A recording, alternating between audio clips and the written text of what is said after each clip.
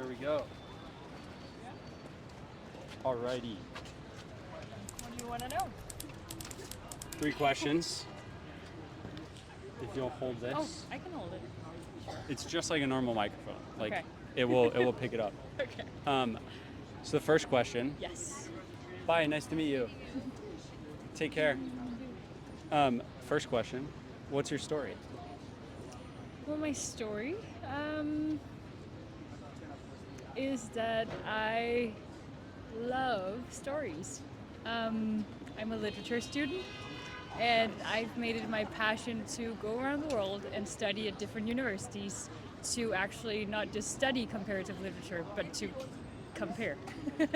So NYU is my 7th university, and I've been in 6 different countries studying literature, and I love being in a classroom where not only can we look at this wonderful book or a novel or even a weird one, we can also bring our different experiences into the space, and it becomes just a gateway of humanity, I think, and I love that. So yeah, my story is that I love stories. I think that's a good summary. And So it brought me here. are you transferring credits Yeah. from school to school? I What am. makes you choose to want to graduate from this school? So I went to London Yeah. for 6 months and studied there, and because London is such an international city, it attracts people and students from different parts of the world. So it becomes like this hub of international community, and New York has the same vibe and the same quality. And besides that, I'm going into publishing, so New York also had good. that. Yeah. Well, so Yeah. you're gonna stay here in New York, or you're gonna leave? Well, so I came in January, and since I came here, I got a job in Denmark. So I'm Yeah. going to start 1st of July in a publishing house in Denmark. If possible, I would love to come back either here or to Yeah. London or, I don't know, Paris, Munich, other big cities. So But, if you got a job at a publisher here, I would stay. you would stay. Yeah. Are you trying to get a job right now? I am networking. Okay. I'm meeting people, but Trump is making it difficult. It doesn't seem like the visas. Visa-wise. Visaing. Yeah. There's a way. I have ideas for you. Okay. Okay, Would cool. love to hear. Second question. Yeah. What problem in the world means the most to you? That is a good question, James.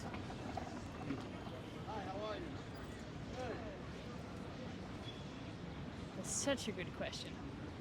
What problem means the most to me? The inherent inequality between people is something that I just have no answer to, and I think it's the cause of so many of our other problems, like war and financial difficulties, and like this unequal spread of both resources and finances and fair living conditions. I think that is. I would love for you to solve that question. Okay, let me ask you about this a little bit. When you say inherent inequality, what do you mean? You meaning like the way mean- that people are acting, or just the fact that by nature we're different people? I think more so I mean the fact that we are born in different places, and these places have different conditions for life. Yeah. And it's not just about how different countries have formed their existence, it's also resources of nature and water supplies, and like we can act in a way that makes them less unequal for the next generation, but Yeah. we don't choose where we're born. Yeah. And so that is what I mean by inherent. Like it's just a condition for life. So it's more the inherent inequality in people's opportunity than it is the inherent inequality in people. Yes, Yeah, I would say. that makes sense to me. I don't think, like historically speaking, and just like, you know, if you look at genetics, people are different. They're Yeah. literally like their bodies have different resources Yeah. on top of the conditions that they're born in. The thing that we do have the opportunity to solve is the problems of conditions. like we can give people that are born in bad conditions clean water Yeah. and different things like that afford them an opportunity to then chase a dream or solve a problem. It's a hard thing to solve in its entirety, but you can break it into chunks, like clean water, as an example. That's like, we have a solution to it. It's literally just distributing it. Amazing. Yeah. What will be yours? I think for me, in asking these questions, I try to ask them to myself too. Other people often do a good job of that. The answer that has been coming to mind for me right now is education. More specifically, like really young people that do not have parents, or like they're not born with like that network, right? Like this is one of the resources that people that are really successful often have, is they're born in a good zip code where they meet really other successful people, ambitious people, etc. So education in its broadest sense. I think people are most educated by the people that they're around. And so for me, I lived in 7 different homes with 7 different families growing up. So I had the opportunity to meet a lot of really successful people that could afford to have a random kid in their house on top of the kids they had. And by being around these like really successful people, I was given some of that like drive and ambition to be successful. But I don't think everybody is born in a zip code where people can afford to take them in. And even besides that, like they're not educated in a way that removes limits. They're educated in a way that gives them limits to live within. So the problem that I'm passionate about is the underutilized potential of young people. Also a hard problem to solve, but one that I care about a lot. Last question. Yeah. Who's the most impressive person that you've ever met, and what made them impressive to you?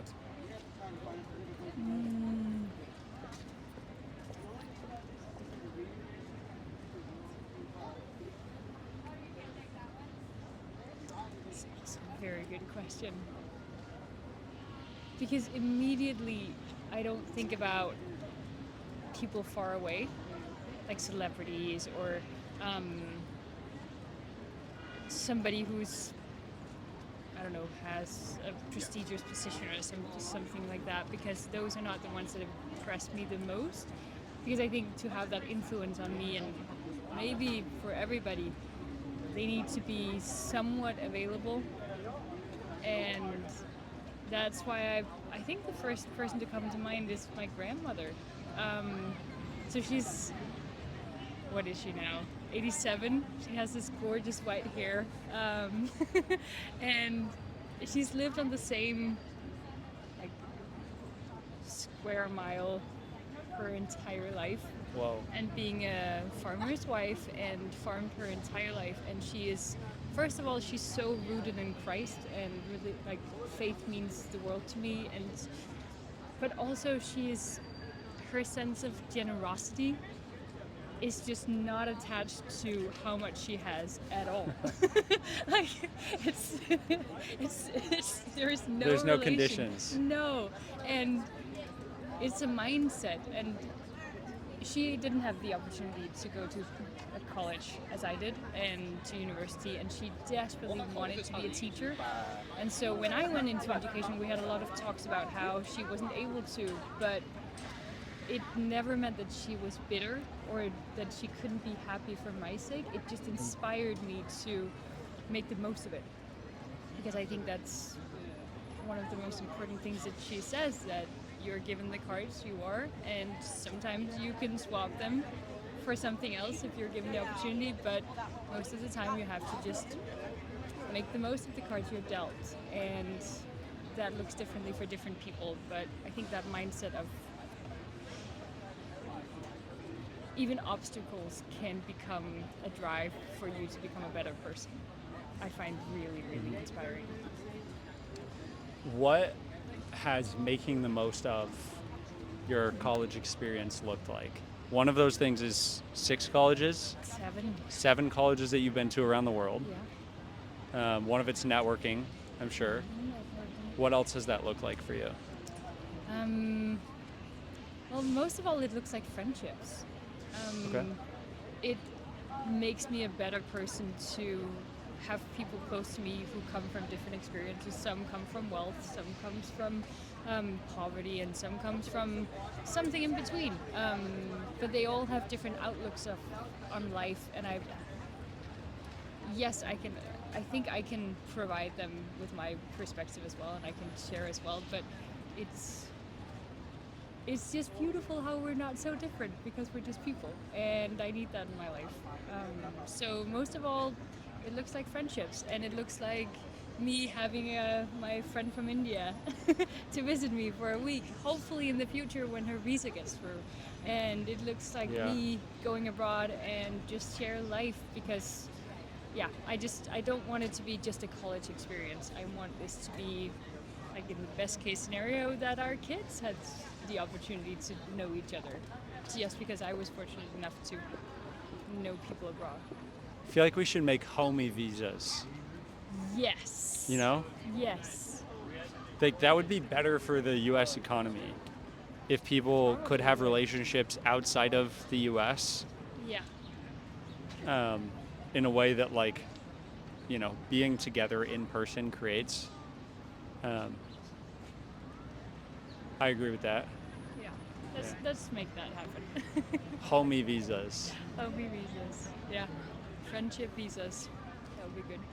So yeah. What was your pitch on your visa?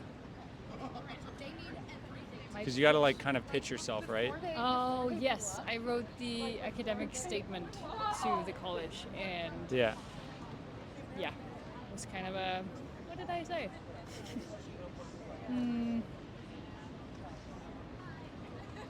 This is like far back. I think I really emphasized this,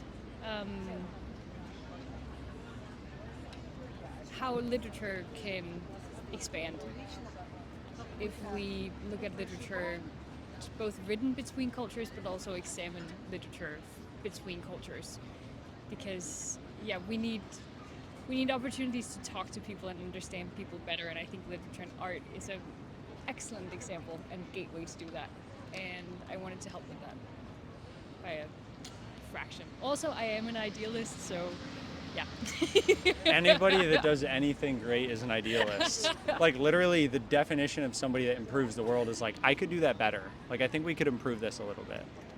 I'll take that. So you have to be able to believe that it can be better to make it better. Well, I can definitely believe. Just need to do it. Yeah. Thanks for stopping. Welcome, James. Also, what are you doing this for? Well, I just moved here, Yeah. so I'm meeting my neighbors.